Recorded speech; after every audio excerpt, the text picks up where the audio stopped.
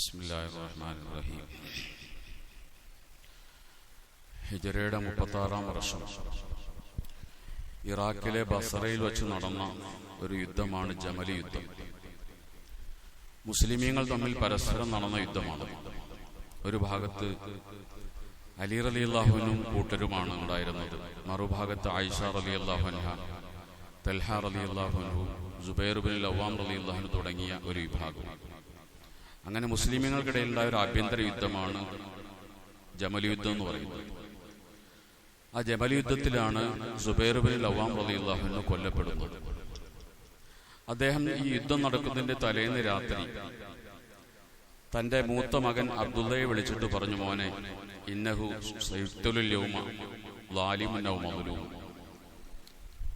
ഇന്ന് ഈ യുദ്ധത്തിൽ ഒന്നിരിക്കൽ അക്രമി കൊല്ലപ്പെടും, അല്ലെങ്കിൽ ആക്രമിക്കപ്പെടുന്നവൻ കൊല്ലപ്പെടും. മർദ്ദിതനോ മർദ്ദകനോ കൊല്ലപ്പെടുന്ന ഒരു യുദ്ധമാണ് ഇന്ന് നടക്കാൻ പോകുന്നത്.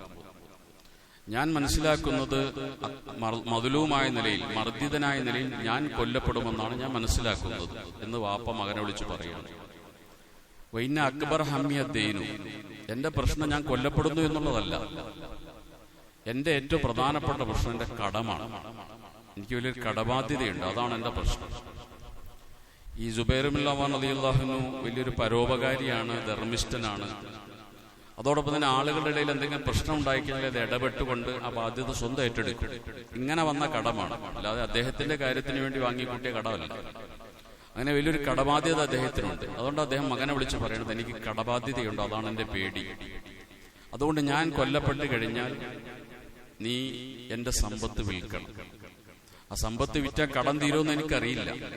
ഏതായാലും നീ അത് വിറ്റിട്ട് കടം തീർക്കണം. തികയാതെ വന്നാൽ നീ എന്റെ യജമാനനോട് ചോദിക്കണം. അപ്പൊ മകൻ ചോദിച്ചു, വാപ്പാടെ യജമാനൻ ആരാണ്? അപ്പൊ സുബൈർ റളിയല്ലാഹു അൻഹു പറഞ്ഞു, എന്റെ യജമാനൻ അള്ളയാണ്, പടച്ചവനോട് ചോദിച്ചാൽ മതി. അങ്ങനെ ഈ വാപ്പ കൊല്ലപ്പെടുകയും സുബൈർ റളിയല്ലാഹു അൻഹു ജമൽ യുദ്ധത്തിൽ കൊല്ലപ്പെടുകയും ഈ മകൻ അബ്ദുള്ള, മൂത്ത മകൻ അബ്ദുള്ള ഈ സ്വത്ത് വിറ്റിങ്ങനെ കടം വീടുകയൊക്കെ ചെയ്തു. എന്തെങ്കിലും പ്രയാസം വന്നാൽ ഉടനെ യാ മൗല സുബൈർ ഇഖ്ലി അൻഹു ദൈനഹു, എന്റെ വാപ്പ സുബൈറിന്റെ യജമാനനെ വാപ്പയുടെ കടം വിട്ടുകൊടുക്കുമെന്ന് പ്രാർത്ഥിക്കും. അപ്പൊ അത് പരിഹരിക്കപ്പെടുകയും ചെയ്യും. ആ കടമൊക്കെ വീട്ടി.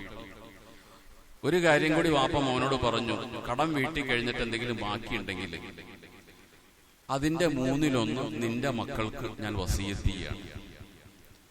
അപ്പൊ സുബൈർ റളിയല്ലാഹു അൻഹു, വാപ്പയ്ക്ക് 20 മക്കളുണ്ട്, 11 ആണും 9 പെണ്ണും. 20 മക്കളുണ്ട് സുബൈർ റളിയല്ലാഹു അൻഹു. 5 ഭാര്യമാരുണ്ടായിരുന്നു ഒരേ സമയത്തല്ല. ഒരു ഭാര്യയാണ് അബൂബക്കർ റളിയല്ലാഹുവിന്റെ മകൾ അസ്മ, ഒരു ഭാര്യയാണ് ഈ സുബൈർ റളിയല്ലാഹു അൻഹു. മൂത്ത മകനാണ് അബ്ദുള്ള, സുബൈർ റളിയല്ലാഹുവിന്റെ മൂത്ത മകൻ അബ്ദുള്ള. ഈ അബ്ദുള്ളയാണ് മക്കയിൽ നിന്ന് മുഹാജിരീങ്ങൾ ഹിജറ മദീനയിൽ വന്നതിന് ശേഷം ആദ്യം പ്രസവിക്കപ്പെട്ട കുട്ടിയാണ് അബ്ദുള്ള. അബ്ദുള്ളക്ക് 18 മക്കളുണ്ട്, 9 ആണും 9 പെണ്ണും. വാപ്പയ്ക്ക് 20 മക്കള്, മൂത്ത മകന് 18 മക്കൾ. അപ്പൊ ഈ വാപ്പ മകനോട് പറയാണ്, കടം വീട്ടിയിട്ട് എന്തെങ്കിലും ബാക്കിയുണ്ടെങ്കിൽ ബാക്കിയുള്ളതിന്റെ 1/3 സ്വത്ത് നിന്റെ മക്കൾക്ക് ഞാൻ വസിയത്ത് ചെയ്യാം. ബാക്കി 19 മക്കൾ വേറെയുണ്ട്, അവർക്കാർക്കും വസിയത്തില്ല. എന്താണ് ഇതിന് കാരണം?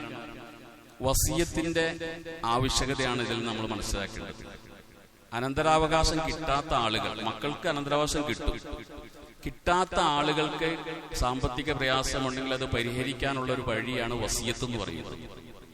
ഇവിടെ സുബൈർ റളിയല്ലാഹു അൻഹു കൊല്ലപ്പെട്ടു കഴിഞ്ഞാൽ മൂത്ത മകൻ അബ്ദുള്ളക്ക് ഓഹരി കിട്ടും, അത് ഉറപ്പാണ്. പക്ഷെ അബ്ദുള്ളക്ക് 18 മക്കളുണ്ട്. ബാക്കിയുള്ള സുബൈറിന്റെ മക്കൾക്കൊന്നും ഇത്ര മക്കളില്ല.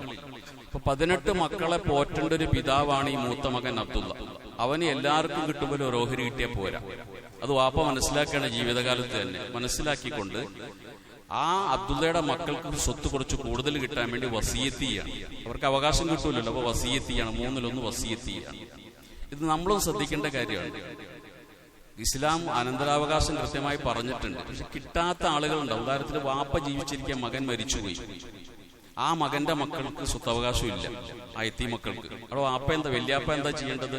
വല്യാപ്പ ജീവിച്ചിരിക്കുമ്പോൾ തന്റെ മകൻ മരിച്ചു പോയാൽ ആ മകന്റെ മക്കൾക്ക് അവകാശം കിട്ടില്ല എന്നതുകൊണ്ട് തന്നെ വസിയത്ത് ചെയ്യണം. ജീവിച്ചിരിക്കുമ്പോൾ വസിയത്ത് ചെയ്യണം. അതിനാണ് ഈ വസിയത്ത് ഇസ്ലാം നിശ്ചയിച്ചിരിക്കുന്നത്. അതുപോലെയാണ് ഇവിടെയും ഇദ്ദേഹം ചെയ്യുന്നത്. സുബൈർ റളിയല്ലാഹു അൻഹു പറയുന്നത്, തന്റെ മൂത്ത മകന് 18 മക്കളുണ്ട്, അവരെ പോറ്റാൻ എല്ലാ മക്കൾക്കും കിട്ടുമ്പോൾ ഒരു ഓഹരി കിട്ടിയാൽ പോരാ. അപ്പൊ അത് പരിഹരിക്കാൻ വേണ്ടി ജീവിതകാലത്ത് തന്നെ വസിയത്തിയാണ്, മരണാസന്നനായ സമയത്ത് സ്വത്തിന്റെ 1/3 വസിയത്തിയാണ്. അതുകൊണ്ട് ആ 18 മക്കളും സുഭിക്ഷമായിട്ട് ജീവിക്കുകയാണ്. ഇതാണ് ഇസ്ലാമിന്റെ സാമ്പത്തിക നീതി എന്ന് പറയുന്നത്. അള്ളാഹു നമ്മുടെ സമ്പത്തിലെല്ലാം ബർക്കത്ത് ചെയ്യുമാറാകട്ടെ. സുബ്ഹാനല്ലാഹി വബിഹംദിഹി സുബ്ഹാനകല്ലാഹു വബിഹംദിക അഷ്ഹദു അല്ലാ ഇലാഹ ഇല്ലാ അൻത അസ്തഗ്ഫിറുക വഅതൂബു ഇലൈക. അസ്സലാമു അലൈക്കും.